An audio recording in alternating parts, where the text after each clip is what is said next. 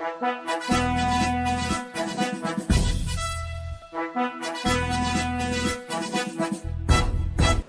TV ప్రేక్షకులకి స్వాగతం. సహజంగా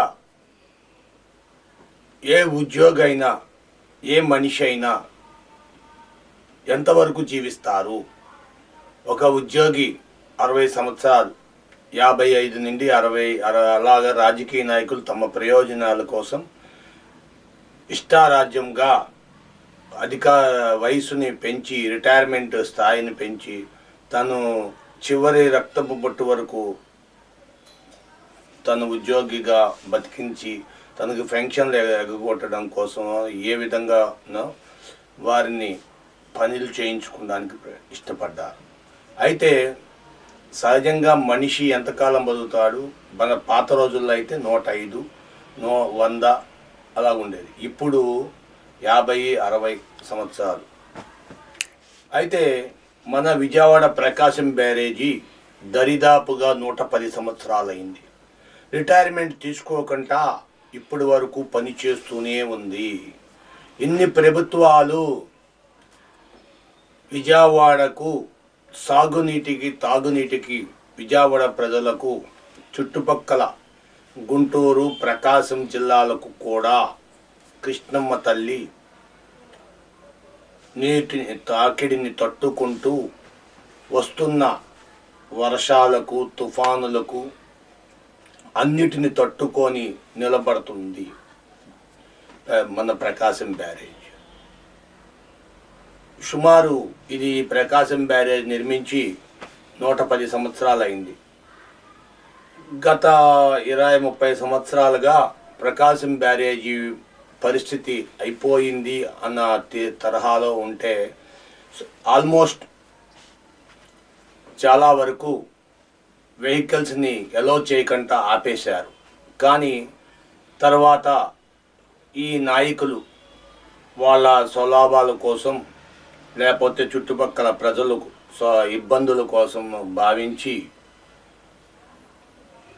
వారికి హెవీ వెహికల్స్ని కనకదుర్గ వారధి అని ఒకటి నిర్మించి ఆ వారధి పైనుండి హెవీ వెహికల్స్ని పంపించి కేవలం ద్విచక్రాలు, కార్లు, ఆటోలు వరకే ఈ యొక్క ప్రకాశం బ్యారేజ్ మీద ప్రయాణం చేయటానికి అనుమతించారు. ఇప్పటి వరకు బాగానే ఉంది. సుమారు వైసీపీ ప్రభుత్వంలోకి వచ్చినాక ప్రకాశం బ్యారేజీకి మరమ్మతులు చేయటం మానేశారు.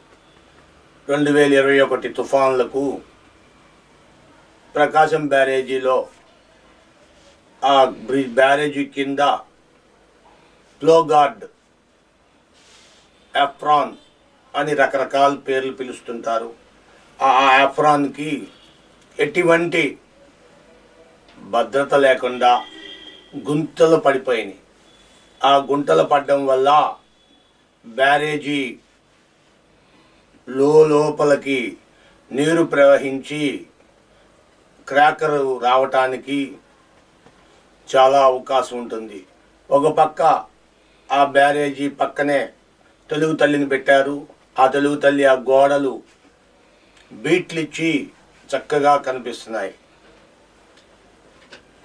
గతంలో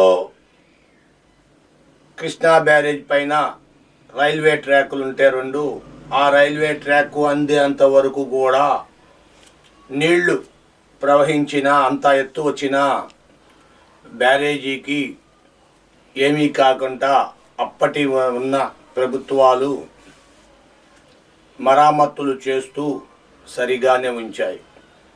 ఇప్పుడు గేట్లు సహితం ఎప్పుడు ఊడిపోతాయా, ప్రకాశం బ్యారేజ్ మునిగిపోతుందా, విరిగిపోతుందా అనే స్థితిలో ఉన్నది ప్రకాశం బ్యారేజ్. వెంటనే ప్రకాశం బ్యారేజీకి మరమ్మతులు చేయకపోతే చాలా ఇబ్బంది పడతారు. ఇప్పటికే బ్యారేజీ సరిగ్గా లేదను అని అంటూ సరిగ్గా సాగునీరు కూడా తాగునీరు కూడా రిలీజ్ చేయట్లేదు. సిబ్బంది చెప్తున్నారు ఇబ్బందుల్ని. కానీ ముఖ్యమంత్రి అండుకో సంబంధిత ఇప్పుడు ప్రస్తుతం అంబటి రాంబాబు గారు ఇరిగేషన్ డిపార్ట్మెంట్లో మంత్రిగా చేస్తున్నారు. మరి అంబటి రాంబాబు గారు ఎందుకు పట్టించుకోవటలేదు? ఆయన రాజకీయ ప్రయోజనాల కోసమే చేస్తే, నువ్వంటూ ఉంటే, ఊరంటూ ఉంటే ప్రజలుంటారు, ప్రజలంటూ ఉంటే ఓట్లుంటాయి. ప్రజలే లేకపోతే నువ్వెక్కడుంటావు? ఓట్లు ఎక్కడుంటాయి? నీ రాజకీయ భవిష్యత్తు ఎక్కడుంటుంది? గమనించుకోండి. దయచేసి వెంటనే ప్రకాశం బ్యారేజీని మరమ్మతులు చేయకపోతే గతంలో బ్రహ్మం గారు చెప్పినట్టుగా ప్రకాశం బ్యారేజీ తుడిచిపెట్టుకుపోతుంది. ఆ పరిస్థితి వచ్చేస్తుంది.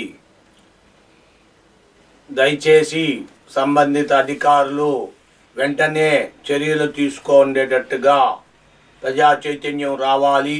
ప్రజలు పట్టించుకోవాలి. పట్టించుకోకపోతే ప్రభుత్వాలు పనిచేయవు. మనం ఓట్లేస్తేనే వాళ్ళు ఎమ్మెల్యేలు అవుతున్నారు, ఎంపీలు అవుతున్నారు, సీఎంలు అవుతున్నారు.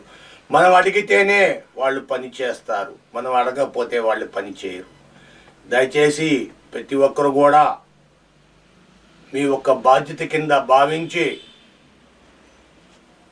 దానికి ప్రకాశం బ్యారేజీ మరమ్మతుకు తగు చర్యలు తీసుకోవాల్సిందిగా తెలియజేయండి. ఇది ఇప్పటికే వైరల్ అవుతుంది. ఈ న్యూస్ని మీరు మరింత వైరల్ చేసి వాట్సాప్ల్లోనూ న్యూస్ల్లోనూ మీ యొక్క స్నేహితులకు, మీ బంధువులకు తెలియజేసి వెంబటే ప్రభుత్వం తగు చర్యలు తీసుకొని ప్రకాశం బ్యారేజ్ అంటే దాని యొక్క విలువ ఏమిటో తెలియజేయండి. Thank you for watching our channel.